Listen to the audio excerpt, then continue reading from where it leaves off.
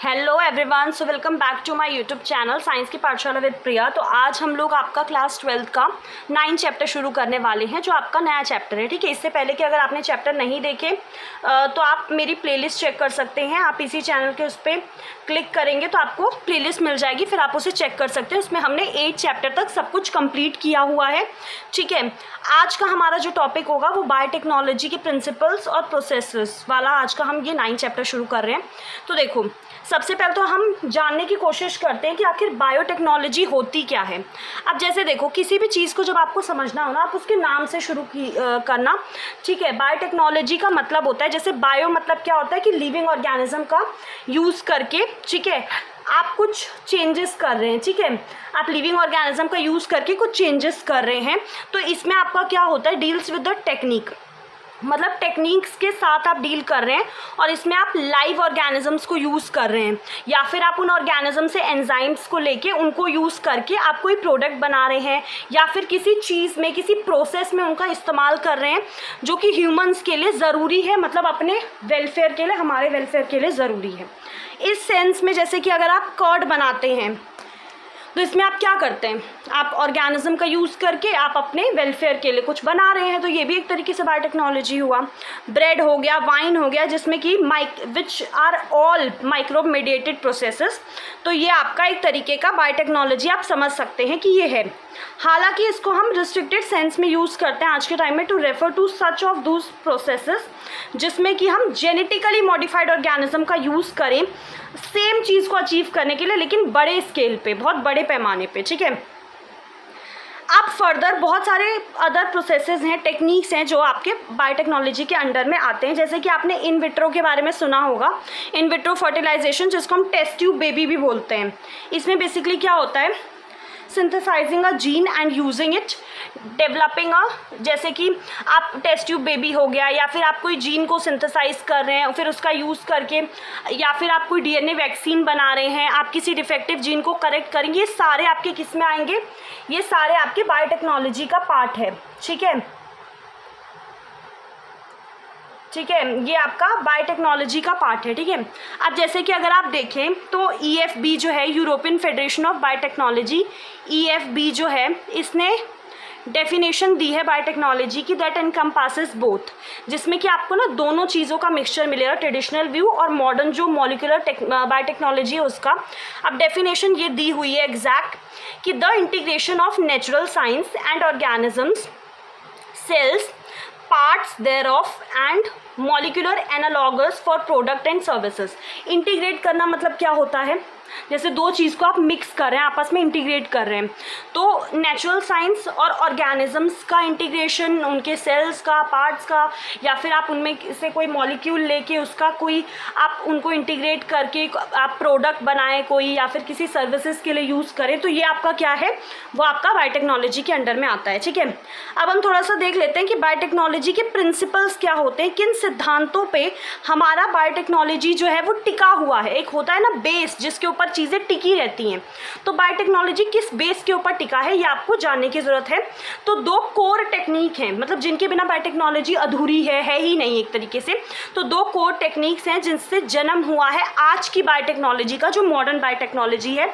सबसे पहले genetic engineering. ठीक है, अब देखो नाम से पता चल रहा है, जेनेटिक मतलब जीन्स में कुछ ना कुछ इंजीनियरिंग करेंगे, कुछ पार्ट को कट करेंगे, कुछ कहीं जोड़ेंगे, कुछ बनाएंगे, है ना।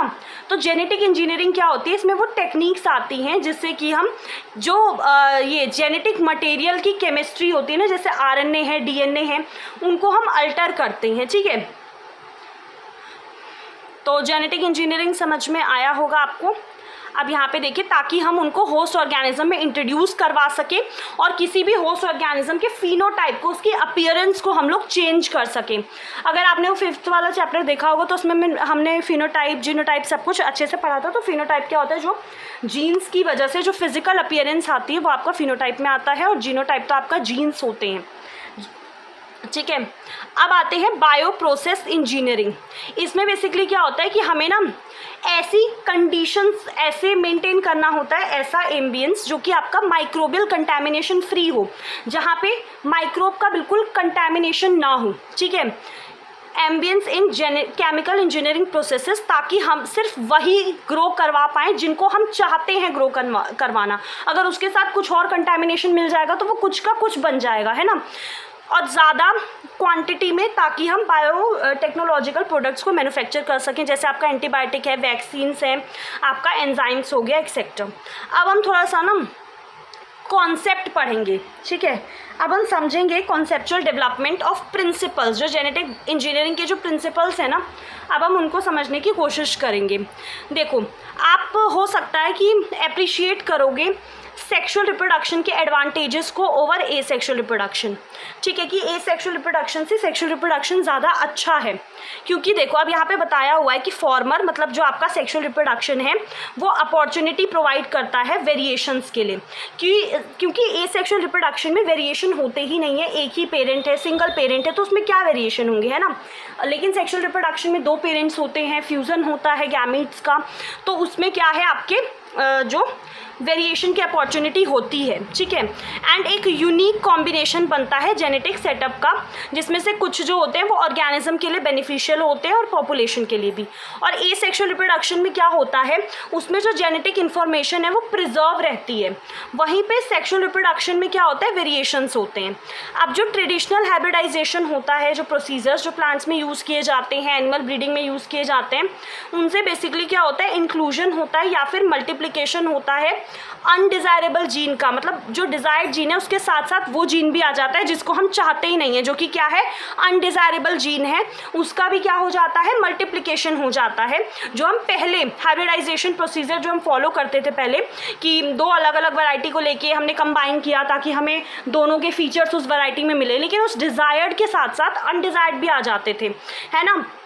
तो जो टेक्निक है जेनेटिक इंजीनियरिंग वाली, उसमें आपका क्या होता है कि हम रिकॉम्बिनेंट डीएनए को क्रिएट करते हैं, जीन क्लोनिंग का यूज़ करते हैं, जीन ट्रांसफ़र का यूज़ करते हैं, और इस लिमिटेशन को, जो ये लिमिटेशन थी ना ट्रेडिशनल हाइब्रिडाइजेशन में कि उसके साथ अनडिज़ायर्ड वाला पार्ट भी आ जाता है, तो उसको ओवरकम करने की कोशिश करते हैं। और ये हमें अलाउ करता है कि हम आइसोलेट कर पाएँ और सिर्फ वही सेट या फिर वही एक जीन हम डिज़ायरेबल वाला इंट्रोड्यूस करवा पाएँ बिना अनडिज़ायरेबल जीन के, ठीक है, जो भी टारगेट ऑर्गेनिज्म होगा उसके अंदर।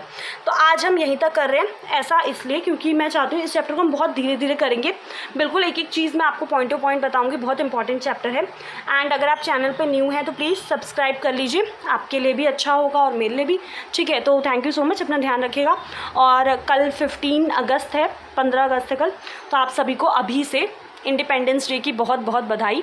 तो आप कोशिश कीजिएगा कि जो शहादत बोलते हैं ना, जो शहीद हुए हैं हमारे लिए, जो हमारे जवान जो भी शहीद हुए हैं, भगत सिंह हो गए, राजगुरु, सुखदेव, जितने भी फ्रीडम फाइटर्स हैं, उनका ये जो बलिदान है ना, इसको व्यर्थ मत जाने दीजिएगा। जैसे कि बहुत लोग हैं कि उन्हें पता ही नहीं है कि ये जो आज़ादी आज हमें मिली है, इसकी बहुत बड़ी कीमत हमने झुकाई है।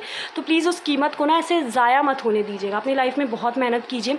अभी जहाँ पे हैं, ज़रूरी नहीं है कि आप ज़िंदगी भर वहीं रहें। अपने आप को इतना पुश कीजिए कि आप बेशक मंजिल दूर है लेकिन पहुँच जाएं, कभी भी धीरे धीरे ही सही, लेकिन यह है कि एक जगह टिके मत रहिए, मेहनत करते रहिए और लाइफ में डिप्रेस वगैरह ये सब मत होइएगा, ठीक है। खुश रहिए हमेशा और दूसरों को खुशियाँ बांटिए, और अपनी स्वतंत्रता या फिर जो अपनी आज़ादी की चाबी है ना, वो सिर्फ अपने हाथ में रखिए। किसी दूसरे को ये मौका मत दीजिए कि वो आपको बताए कि आपको क्या करना है, कैसे करना है, ठीक है। एंड ऑल द बेस्ट, आप सब हमेशा खुश रहिए एंड हैप्पी इंडिपेंडेंस डे। अपने आप को बुरे विचारों से, बुरे ख्यालों से, इन सब से आज़ाद कीजिए और एक बहुत अच्छी लाइफ जिए आप लोग। Thank you.